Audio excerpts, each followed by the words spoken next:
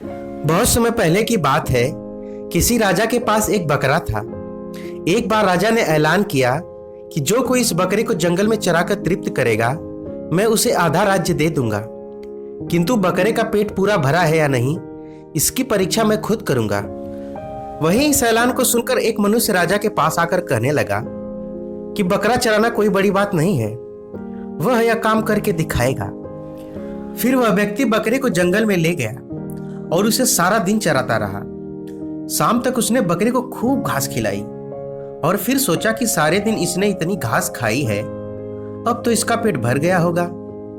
अब इसको राजा के पास ले चलूं। बकरे के साथ वह राजा के पास गया। इसके बाद शर्त के अनुसार राजा ने थोड़ी सी हरी घास बकरे के सामने रखी तो बकरा उसे खाने लगा। इस पर राजा ने उस मनुष्य से कहा, तूने इसे पेट भर खिलाया ही नहीं, वरना यह घास क्यों खाने लगता। वहीं इस तरह बहुत से लोगों ने बकरे का पेट भरने का प्रयत्न किया, किंतु ज्यों ही दरबार में उसके सामने घास डाली जाती तो वह फिर से खाने लगता। वहीं एक विद्वान ब्राह्मण ने सोचा, इस ऐलान का जरूर कोई तो रहस्य है, मैं युक्ति से काम लूंगा।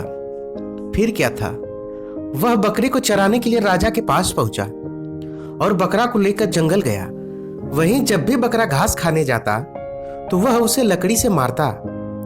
सारे दिन में ऐसा कई बार हुआ।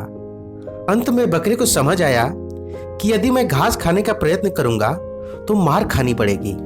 वहीं शाम को वह ब्राह्मण बकरे को लेकर राज दरबार में लौटा।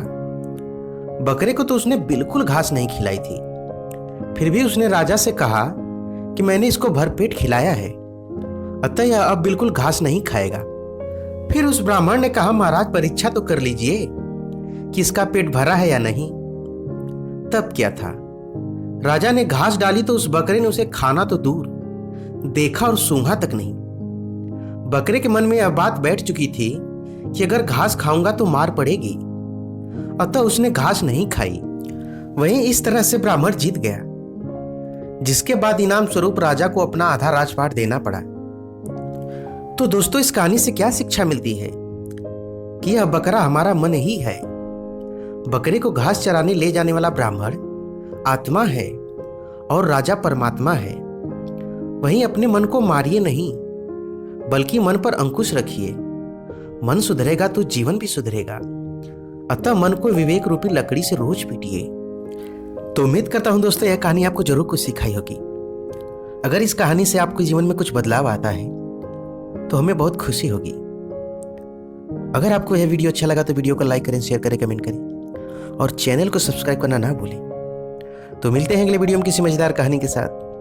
तब तक के लिए bye bye, tata, goodbye, thank you.